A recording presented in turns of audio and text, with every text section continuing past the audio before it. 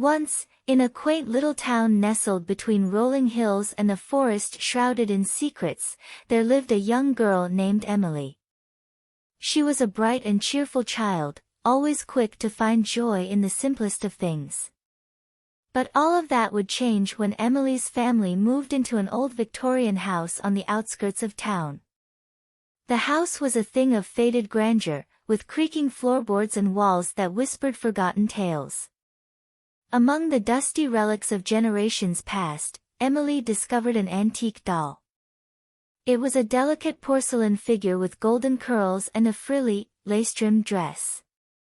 The doll's name was Isabella, and her painted blue eyes seemed to follow Emily wherever she went. At first, Emily cherished her newfound companion. She would dress Isabella in tiny outfits and place her by the window to watch the world outside. But soon, strange things began to happen.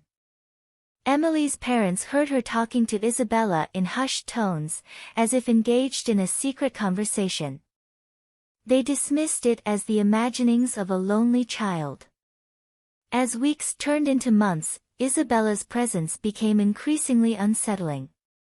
Emily would wake in the middle of the night to find the doll at the foot of her bed, her expression twisted into a malevolent sneer. Objects in the house would go missing, only to reappear in bizarre places, as if the doll itself were responsible. Emily's behavior began to change as well. She grew withdrawn, her once bright eyes now clouded with a distant darkness. She spoke less and less to her family, preferring the company of Isabella. And then came the nightmares, horrifying visions that left Emily trembling in her sleep. In her dreams, Emily saw Isabella as a life-sized figure, moving with an unnatural grace.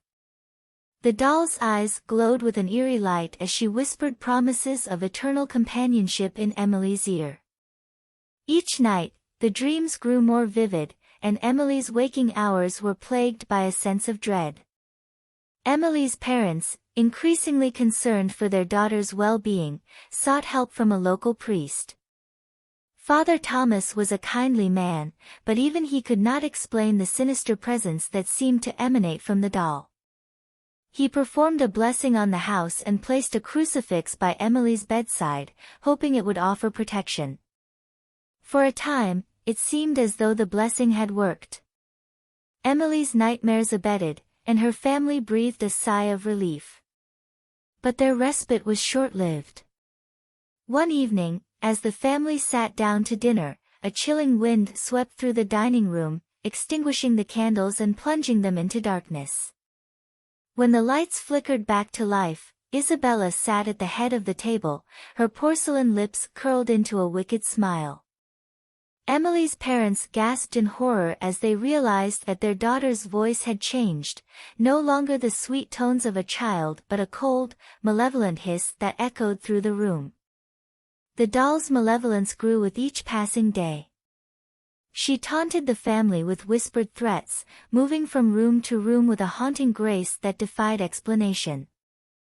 Emily's parents, desperate to rid their home of this sinister presence, sought the help of paranormal investigators.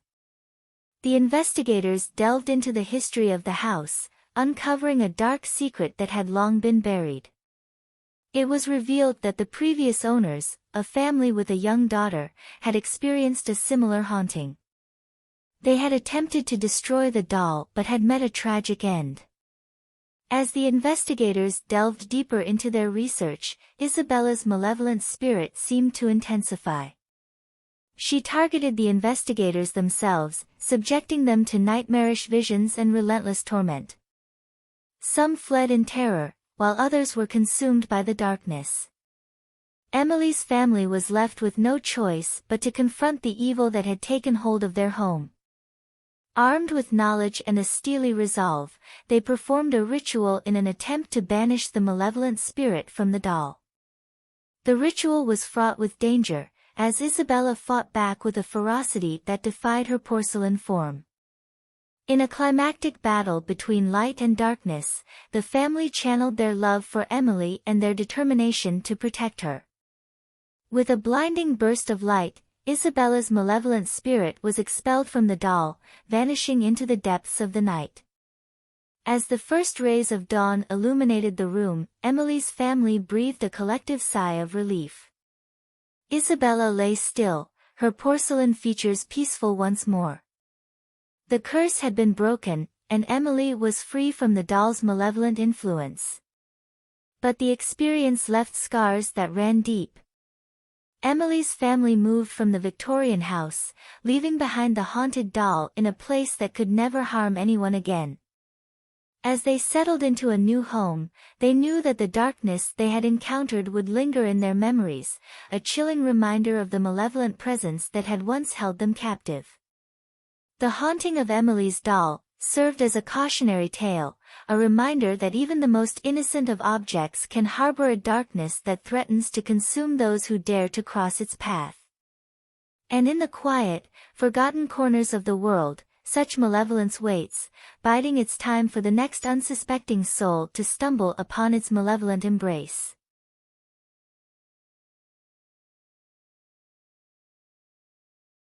In the heart of a tranquil suburban neighborhood stood an old, ivy-covered house with a peculiar history.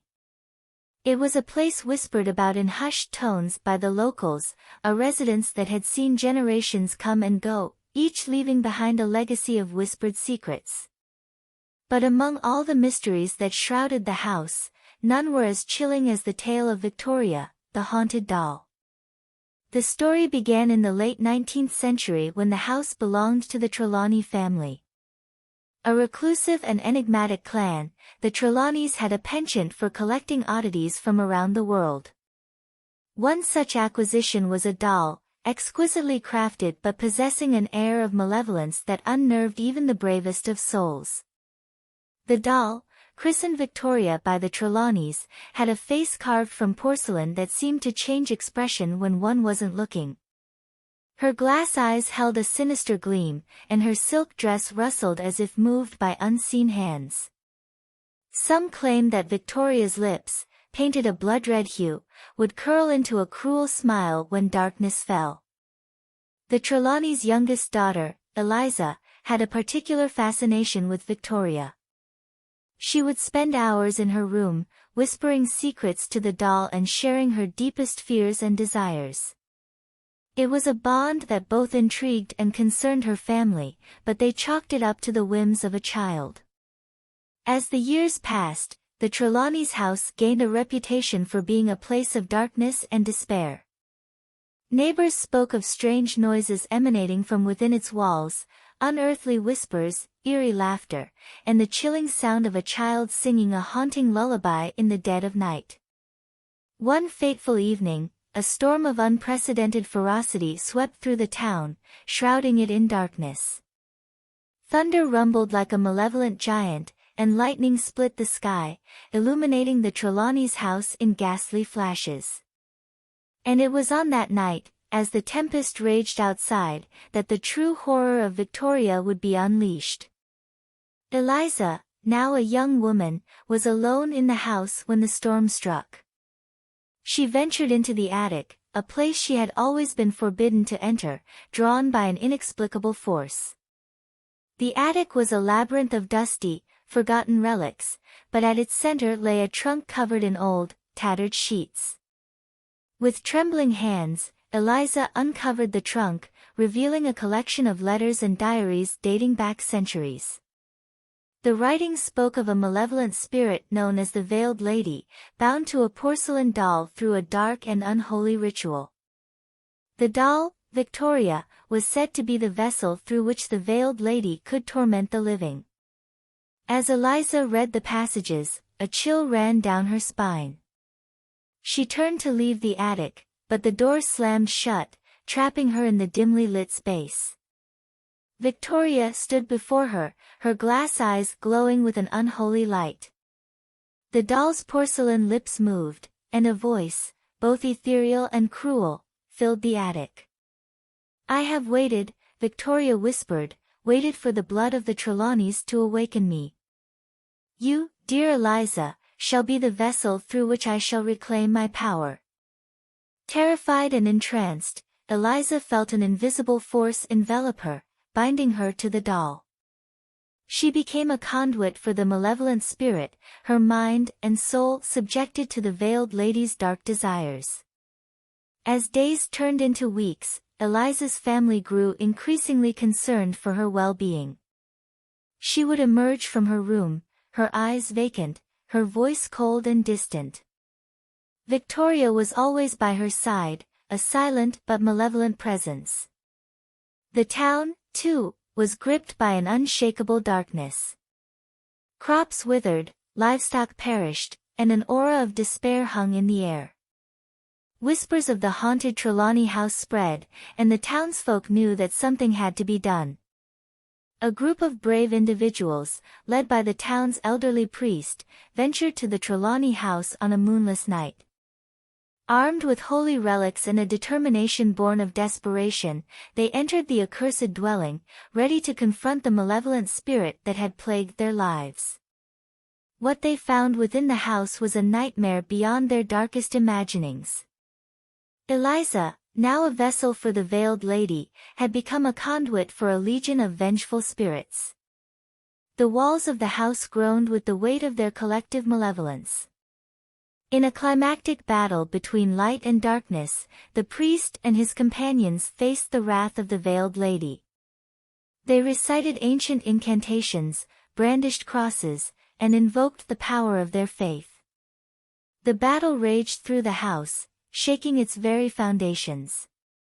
And then, with a blinding burst of light, the veiled lady's hold on Eliza was shattered.